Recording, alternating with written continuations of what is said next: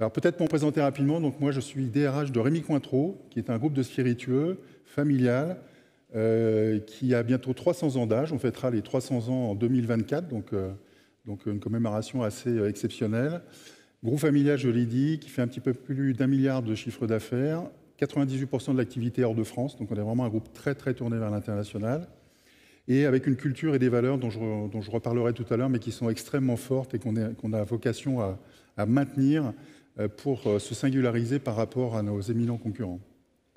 Juste en 2 mots, donc moi j'ai un parcours de sportif de haut niveau et de DRH. Sportif de haut niveau, donc j'ai fait du handball pendant plus de 20 ans en première division, j'ai joué plus de 100 fois en équipe de France, j'ai fait toutes les équipes nationales, scolaires, universitaires, militaires, universitaires, j'en passais les meilleurs.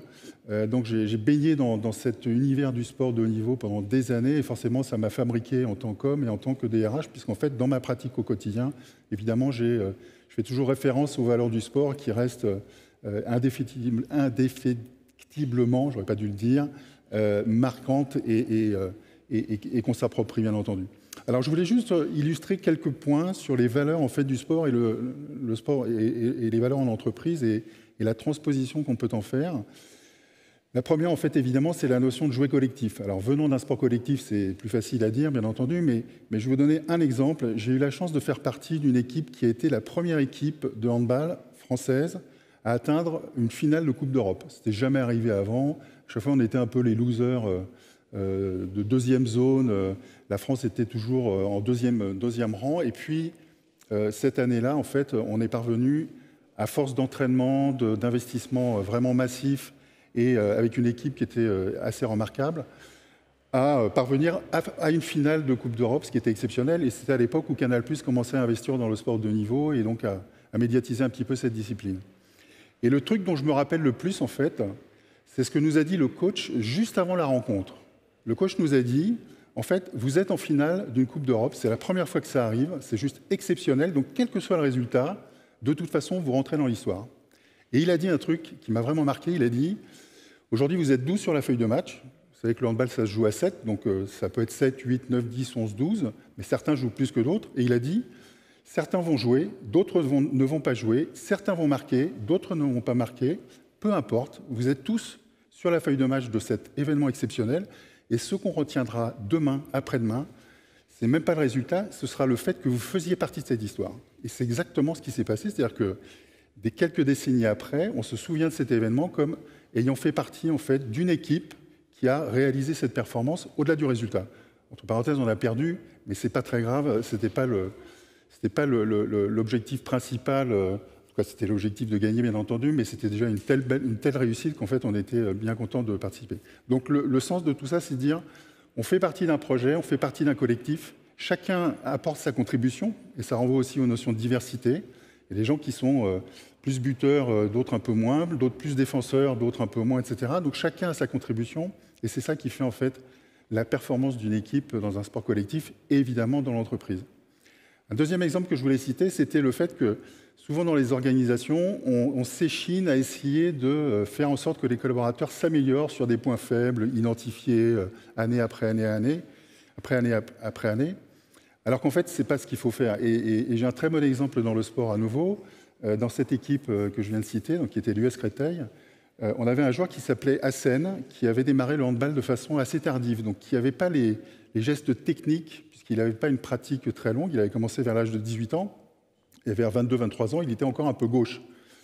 Il jouait pivot, et à chaque fois qu'on lui envoyait la balle, en fait, on avait l'impression qu'il avait une paire de moufles. Donc évidemment, on passait notre temps à le chambrer en lui disant « enlève tes moufles », etc. Et un jour, l'entraîneur lui a dit « mais tu sais, Hassen, tu ne seras jamais le meilleur marqueur du championnat de France, tu ne seras jamais le meilleur pivot du championnat de France. Par contre, compte tenu de tes qualités physiques et de ta volonté, tu peux devenir le meilleur défenseur de France, voire d'Europe. » Et en fait, il a travaillé l'aspect défensif, et ce garçon est devenu le meilleur défenseur de France et d'Europe, craint par toutes les attaques de France et de Navarre, c'est le cas de le dire. Et il a fait une très belle carrière professionnelle parce qu'en fait, il s'est spécialisé dans un domaine d'activité pour lequel il avait des aptitudes et que le coach en fait a détecté, décelé et sur lequel il l'a fait travailler. Donc, travaillons les points de force, améliorons encore les points de force plutôt que de s'acharner à essayer d'améliorer les points de faiblesse qui resteront des points de faiblesse le plus souvent.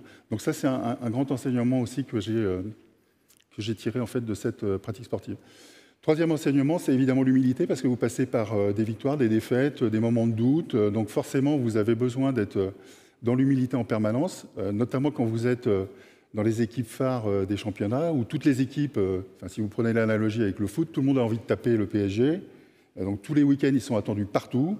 Là, en l'occurrence, c'était la même chose dans cette discipline du handball, où toutes les équipes nous attendaient au coin du bois pour essayer de se faire un scalp, en fait, sur notre équipe. Et donc forcément, ça apporte cette notion d'humilité parce que vous n'êtes pas toujours bon, vous n'êtes pas toujours à niveau, vous êtes parfois surpris, vous considérez parfois votre adversaire de façon un peu arrogante ou dédaigneuse, et puis le retour de boomerang, il est immédiat, et vous prenez ça dans les dents, et donc du coup, ça vous invite derrière à une introspection assez importante. Quatrième élément, c'est la résilience. Pourquoi? Parce que dans le sport de haut niveau, vous êtes soumis aux blessures, alors aux résultats évidemment up and down, mais aussi aux blessures. Et donc quand vous êtes blessé, vous êtes en situation de doute parce que vous ne savez pas combien de temps vous allez rester inactif, vous ne savez pas si vous allez reprendre à haut niveau. Personnellement, j'ai été opéré 2 fois des chevilles avec arrachement complet des ligaments, arrachement complet des ligaments du pouce, fracture du nez, enfin j'en passe des meilleurs. Et donc à chaque fois, vous vous interrogez, vous dites, mais est-ce que je serai en capacité de revenir? Donc il faut beaucoup de résilience parce que vous n'êtes pas sûr de revenir en fait. Et puis en fait, vous revenez et donc vous repartez pour un tour. Et c'est ça qui fait la beauté en fait, du sport de haut niveau, c'est de toujours être dans la course ou de vouloir rester dans la course. Un élément évidemment essentiel qu'on retrouve en entreprise, c'est la notion de plaisir et de passion. Si vous n'avez pas le plaisir et si vous n'avez pas la passion de ce que vous faites, il faut faire autre chose. Donc vous arrêtez le sport de haut niveau, vous faites autre chose dans les organisations. Alors moi, je suis un grand apôtre en fait du plaisir en entreprise. Je vais vous donner un exemple. Il y a quelques années, j'étais dans une organisation dans laquelle mon directeur général m'a dit un jour, tu sais Marc-Henri, dans le travail, il faut souffrir. Alors j'étais tellement interloqué que j'ai cru que j'avais mal compris, donc je l'ai fait répéter, je lui ai dit pardon. Il m'a dit oui, dans le travail, il faut souffrir. Et là, je l'ai regardé, je lui ai dit, mais tu sais, je pense exactement l'inverse, je pense qu'il faut prendre du plaisir et avoir du fun, sinon c'est même pas la peine. 3 mois après, j'étais parti. Voilà. Donc je pense qu'il ne faut pas faire de concessions sur ces sujets-là. On est dans des organisations, vous êtes sans doute dans des organisations parfois toxiques, plus ou moins toxiques, ou avec des gens plus ou moins toxiques. Et notre job en tant que DRH, c'est justement d'apporter cette touche de plaisir, de fun, d'équilibre, de bon sens, en fait, qui fait que les gens prennent du plaisir à faire ce qu'ils font dans l'organisation. Et toutes les valeurs du sport, évidemment, elles embarquent en fait dans cette direction, parce qu'encore une fois, sans plaisir, sans passion, en fait, on ne peut pas y arriver, c'est juste impossible, et on passe quand même suffisamment de temps à la mine pour pas en fait s'ennuyer et pas prendre de plaisir à se retrouver aussi, donc à former un collectif. Tout ça, ça m'amène à la notion de sens et de projet. Vous en avez parlé tout à l'heure. Quand vous êtes dans une équipe de haut niveau, vous avez un objectif. Vous avez un objectif d'être champion de France, champion d'Europe, champion de ci, champion de ça. Et c'est un objectif collectif, en fait, qui est partagé et dans lequel chacun va s'investir et chacun va contribuer. C'est la même chose dans l'organisation. Vous avez un projet à moyen long terme, des objectifs, auxquels vous allez concourir, contribuer pour obtenir en fait ces fameux résultats. On est exactement dans la même logique. Donc ça donne le sens en fait de ce qu'on fait. Et s'il n'y a pas de sens, à nouveau, ça reste assez pauvre. Et moi, j'aime bien l'expression aussi des anglo-saxons, qui est de se poser la question, que vous êtes sans doute posé déjà à plusieurs reprises, c'est de dire quelle est ma legacy. Une fois que je vais quitter mon job, ma boîte, mon job, etc., qu'est-ce qu'on va retenir de moi? Qu'est-ce qu'on va retenir de moi? Ce n'est pas pour rouler des mécaniques et se dire j'ai fait des trucs extraordinaires, c'est juste de se dire quelle est ma contribution et quel sens j'ai donné à ce que j'ai fait pendant toutes les années où j'ai travaillé dans cette organisation. Donc la legacy, c'est ça, c'est demain, si je passe sous un autobus, de quoi est-ce qu'on se souviendra, de quoi est-ce qu'on se rappellera et qu'est-ce qu'on dira de ma contribution ou de ma contribution individuelle et collective au sein d'une organisation. Et ça, c'est vraiment un truc à se poser, enfin une question à se poser à mon sens de façon régulière parce qu'on se retrouve parfois dans des organisations où finalement on est juste des exécutants d'une stratégie ou de décisions qui sont prises ailleurs, sur lesquelles finalement vous n'avez aucune incidence, à part la bonne exécution de la décision en question, mais où votre contribution finalement est très faible, voire nulle. Et j'en sais quelque chose, je suis passé dans des organisations où finalement je me posais la question et je me disais mais c'est pas moi en fait, on décide pour moi de quelque chose et moi j'exécute simplement ce qu'on me demande de faire. Alors que par exemple chez Rémy Cointreau, où je suis depuis 6 ans, j'ai le sentiment de décider d'un certain nombre de choses et de les mettre en musique. Et comme dans la pub, de pouvoir dire c'est moi qui l'ai fait. Voilà. Et ça change un peu tout parce que forcément vous prenez un plaisir immense à pouvoir réaliser des choses qui sont décidés par vous-même ou par un collectif auquel vous appartenez et pas par d'autres, par le siège d'une filiale, d'un machin, d'un truc qui tombe sur les téléscripteurs et qui vous demande de faire telle ou telle chose. Voilà quelques éléments de réflexion sur le sujet. Alors je voulais vous partager également 2 éléments qui sont là aussi un peu issus du sport, vous allez comprendre. C'est que dans nos organisations, ce qu'on essaie de faire aussi, c'est de prendre soin des collaborateurs. Prendre soin des collaborateurs. Les anglo-saxons disent « care ». C'est le « care » anglo-saxon. Je vais vous donner quelques exemples de ce qu'on a pu faire. Premier exemple, qui illustre d'abord un point qui est de dire que ce qu'on fait en ressources humaines n'est pas forcément coûteux. Parce que souvent, on entend des directions générales dire « Ah non, mais c'est pas possible, ça coûte cher, c'est ci, c'est ça, etc. » En fait, il y a plein de trucs qu'on peut faire, simplement avec un peu de bon sens et de créativité, et qui sont extrêmement efficaces. Je vous donne un exemple. Vous avez tous en tête l'entretien annuel d'évaluation, de performance, etc. Il y a quelques années, dans une autre entreprise, en fait, on a décidé de prendre le sujet un peu à l'envers, c'est-à-dire de garder l'entretien classique, fixation des objectifs, donc fixation, proposition d'objectifs par le collaborateur, validation par le manager, échange, on se met d'accord sur les objectifs, et hop, c'est parti comme ça.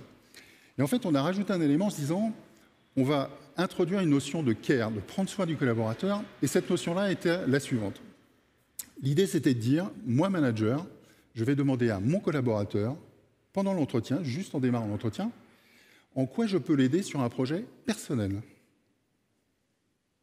Comment est-ce que je peux l'aider? Je vais vous donner un exemple qui était le mien, parce qu'évidemment, je me suis soumis à l'exercice. J'ai vu mon directeur général dans le cadre de mon entretien et de ma fixation d'objectifs. Il m'a demandé en quoi puis-je t'aider sur un projet personnel, et je lui ai dit, alors ça tombe très bien, Claude, l'exemple est tout à fait frappé au coin du bon sens, puisqu'en fait, mon projet personnel à l'époque, c'était d'apprendre à chanter.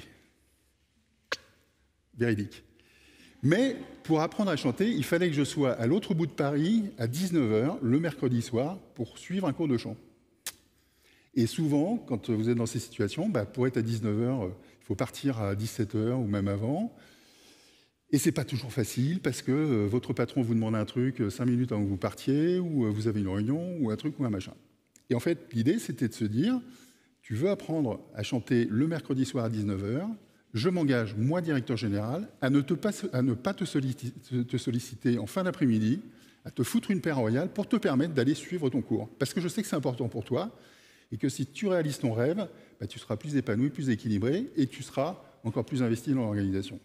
Et j'ai suivi mes cours de chant, sans aucun problème, sans avoir à me cacher ou à partir un peu en douce, ou prétexter des motifs un peu bidons pour partir à l'autre bout de Paris. Et en fait, j'ai pris un plaisir énorme à apprendre à chanter avec la validation finalement de mon patron qui me supportait dans mon projet. Voilà, c'est un truc tout simple, mais ça change vraiment complètement le rapport qu'on a entre un collaborateur et un manager.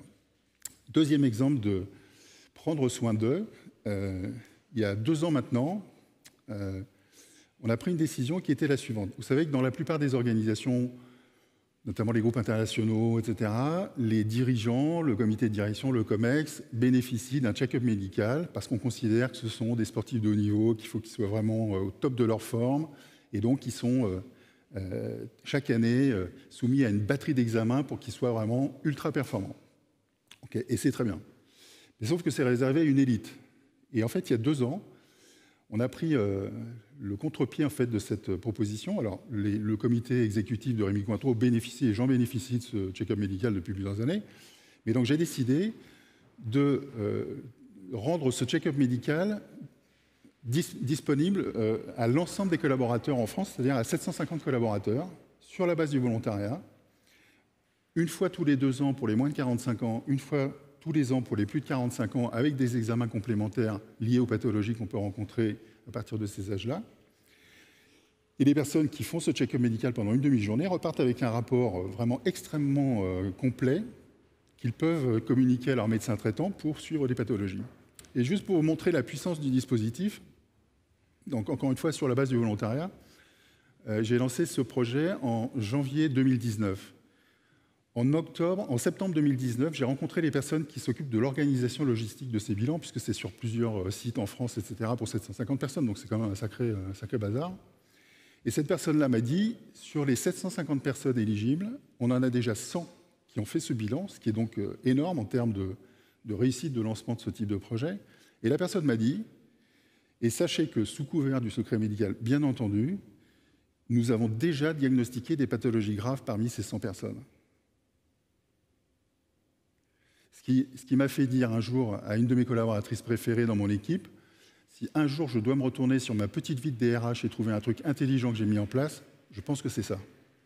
Voilà. Et ça, c'est vraiment du care, c'est-à-dire que l'entreprise prend soin des collaborateurs. Alors, ça fait partie de nos valeurs, hein, puisque nos valeurs chez Marie Cointreau, c'est des terroirs, du temps, des hommes pour faire des produits d'exception. Donc les hommes, c'est vraiment une composante essentielle. Et quoi de mieux que ça pour incarner en fait le fait qu'on s'occupe des collaborateurs, ce check-up médical sur la base du volontariat, totalement pris en charge sous couvert de secret médical, etc. C'est prendre soin des personnes et faire en sorte qu'elles puissent être les plus épanouies, les plus équilibrées et dans un meilleur état de santé possible, le plus longtemps possible aussi, parce qu'on est dans des logiques de temps long. Voilà, c'était quelques exemples en fait pour illustrer ce qu'on peut faire.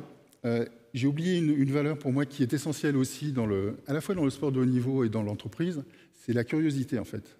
C'est la veille permanente. Quand on fait du sport de haut niveau, on passe son temps à regarder les concurrents, les équipes concurrentes, ou les joueurs concurrents, à regarder ce qu'ils font, comment ils s'entraînent, ce qu'ils font, à regarder d'autres disciplines. Dans le hand, on allait regarder le rugby, on allait regarder le foot, le volley, etc., pour comprendre quelles sont les techniques d'entraînement, de préparation physique et mentale, etc.